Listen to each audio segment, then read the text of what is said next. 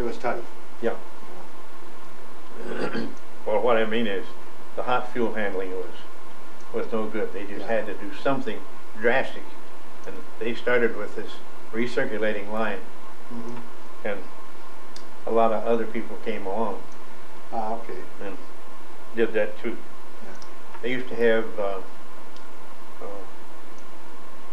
coordinating research council runs every year, and they'd have a hot fuel handling portion of that.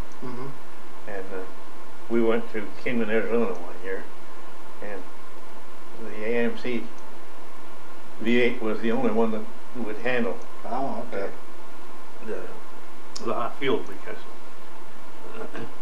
okay, what you do is to take high pressure, high vapor pressure fuel in drums out there, and then you go to the local filling stations, which are settling low reed vapor pressure, and then you mix it, and you determine what reed vapor pressure you can get by with. It used to be 100 degrees, and there were some other factors. Now I want to make sure I'm understanding this. With the low vapor pressure gasoline, it had more of a tendency to vapor lock or less of a tendency? No, high vapor pressure vapor locks more easily. Okay, and is that specially made just for testing, or is it just? The high vapor pressure of 10, 12, 14 RVP is handmade. Oh, okay. And shipped in barrels, and then you mix it with 6 or 7 or. Wow! Oh, this is so much that I never know about. And then you have to have some way of testing the RVP. A tank with a so-called RVP bomb. RVP. Reed vapor pressure. Okay. The RVP comes from a guy who worked for the Bureau of Standards, and his name was Reed. Okay. And it was first introduced as a measure for how good a shipping container, how strong a barrel you had to have to ship fuel through a hot zone. And you get, say, 12 RVP, and you cannot open it. It just foams like beer. Oh, okay. And you have to ice it. Get it down to. Sure. Yeah. Now with that Packard V8, we've always heard that the transmission, the Packard Ultramatic, there were a lot of problems with that. Did you ever encounter any in your testing? Frankly, I don't remember, because I wasn't in transmissions too much. Okay. So that's right. You were testing. I was thinking maybe on the road testing, if you had ever seen any of that. Well, I think mainly AMC used GM transmissions. Yeah, the GM transmissions, the manual transmissions were made by Nash. Right. The automatics that went with the 6 cylinders were General Motors Hydromatic. Right. But the Packard engine was matched to the Packard Ultramatic and twin Ultramatic transmission. And I've heard from some dealers during these interviews that they experienced some problems with it. Now, did you work with the new American Motors V8 that was, they introduced one in '56 in the Ambassador Special, and that was a 250 cubic inch engine, and then the following year, '57, they brought out a 327 version of it. Did you work with those? Yes, I did.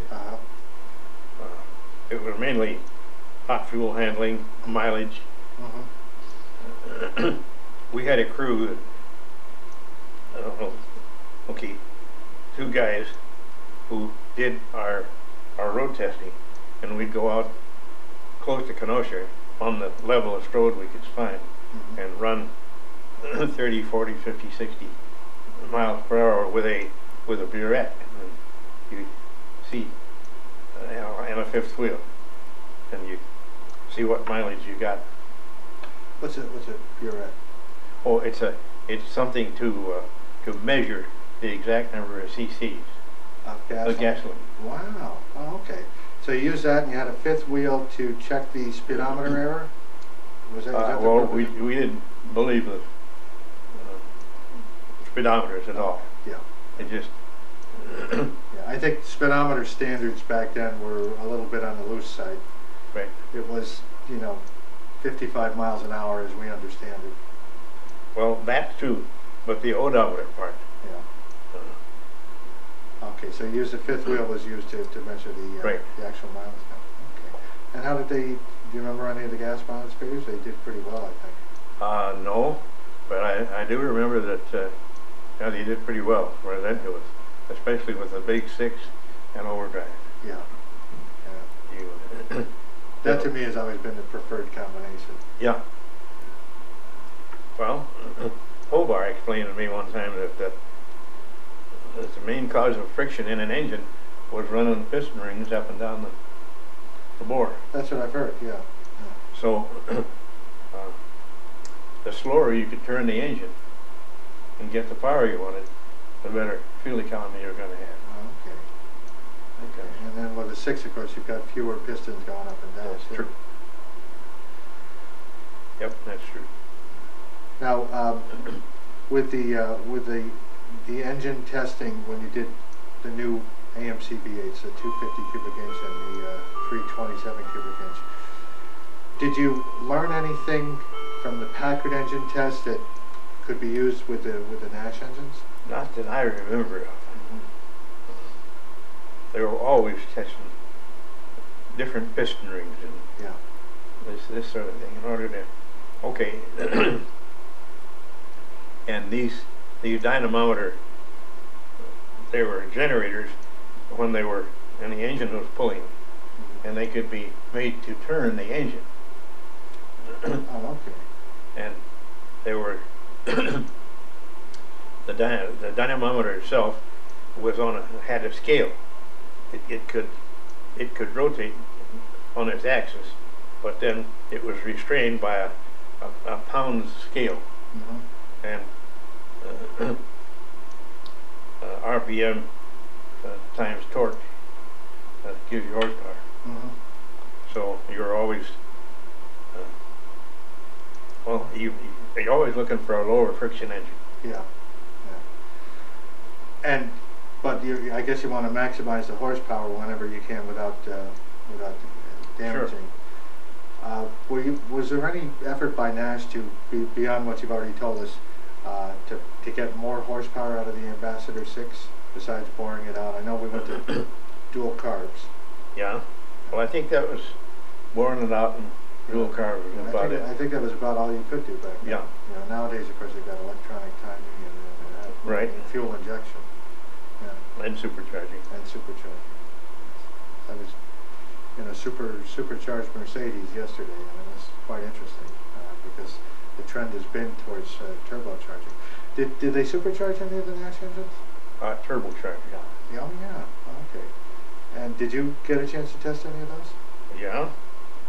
They never put out in production. No, I know that. But yeah, and of course, as you noticed with the Mercedes, probably the throttle response is slow. Yeah. You step into them and the turbo thinks about it for a moment and then yeah. Yeah, it's got to spool up a little bit. Yeah. Now, what year would that have been that you were testing turbos?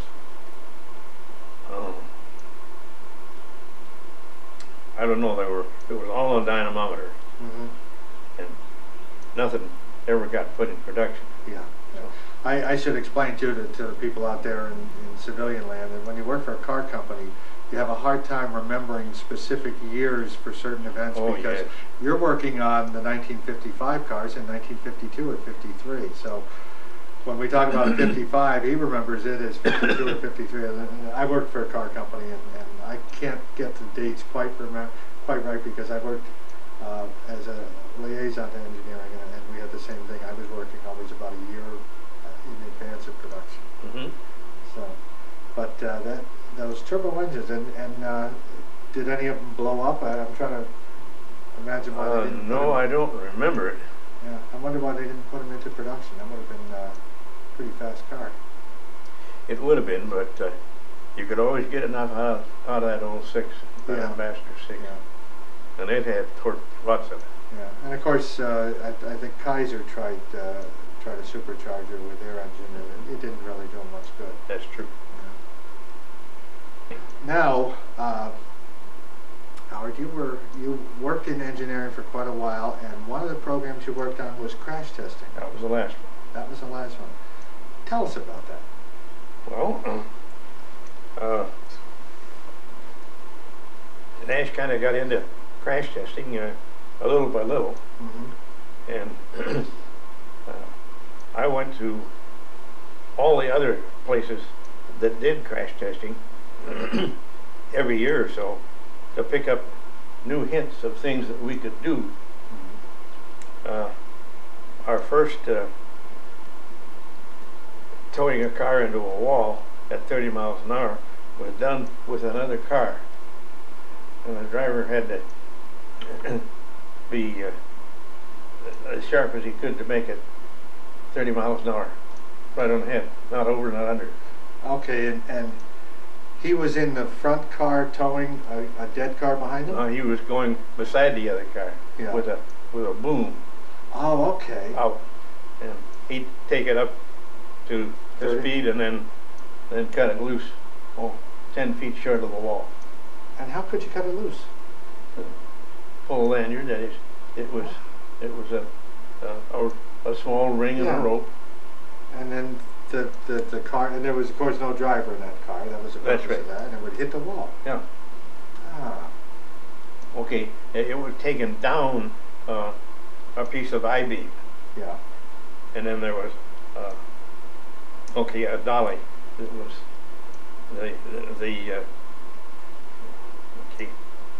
the little wheels that were on it had grooves cut in them so that they had to follow the. Oh, okay. So the purpose of the powered car was just to bring it up to speed. It wasn't a directional. It was on a track. Exactly. Okay. Yep. All right. Yeah. That's. And about what year did that start? That sort of testing. Oh. You got me. Kind of like. Yeah. Now, was it? Do you remember if it was a bathtub style car or the later style car? No, it was. It was a little later. Okay. So maybe about 52, 53. Right. And the proving ground is quite hilly. And for rollover tests, they would take the car and set it sideways next to a hill, and then have 6 guys pick up one side and roll it down the hill. So they actually did rollover tests Oh, yes. too? Okay. That's Later rollover tests were done with a fixture similar to the one that Ford used. And there was a company in Detroit that built it. And it was just, you'd lift the car onto this cradle and tie it down and then turn it 90 degrees at a time and check for fuel leaks. Oh, okay. Now with the rollover testing, was that done to test for roof strength, for safety, for door, body integrity? And more for fuel. More for fuel? More for fuel leakage than anything. Okay. And what was the purpose of finding the fuel leakage? If a car has an accident on the road, you don't want it to leak fuel after. Okay. Yeah, because it'll explode. Right. Okay. Now, it's funny that we're talking about crash testing because just before I came over here, I got a letter at my house from Bill Reddick, who was assistant director of styling for Nash. And he, out of the blue, wrote to me, we're good friends, Bill and I, we go back a long time. But he wrote this letter about crash testing and the safety structure of Nash. And I guess he had been reading recent newspaper stories about roof strength and crash testing. And he said how proud they were of the body design that they did, how they had the sheet metal that the Nash was, the underbody was made out of, was welded in such a way as to give it extra strength in a crash test. And they had crumple zones, apparently. I was going to say. Okay, well you say it then. Well, no, it's just, if you can get a structure to crumple rather than bend in one spot, it absorbs a lot of energy. Right. So that's what they're always looking for. Now, is that what you tested with the front end into the? Oh, we tested front ends, and then we had a a vehicle that weighed 4,000 pounds, and it could either have a flat front on it, or an angle front. Wow, okay, that's pretty sophisticated, sure. And hit it at an angle. yeah, That's the way Consumer Reports tested cars, both ways. that's right. Now, I heard a story once that Ted Ulrich, who was the body engineer, when they were designing the wraparound pillars for the windshield on the 55 Nash, he put extra effort into there because he said, we're going to have a weak point in the body structure here because it's not going straight up and down, it's wrapped around. And so I guess they must have taken some caution to make sure that there was sufficient roof strength for a particular structure. Yeah, I think so. Yeah. Now the crumple zones in the front and rear, those have to be pretty hard to engineer in. Yeah, without making the car too heavy. Yeah. Yep. So, yep. And now you were not driving this car that was smashing in. What was your function during the crash testing? My function was, we had 4 photographers, and I think it was 4 other guys who prepared the car, put the cameras on, and loaded the shot bags where they had to be to simulate the weight of the automobile, and then tow them into a wall, or hit them in the side, or hit them rear. And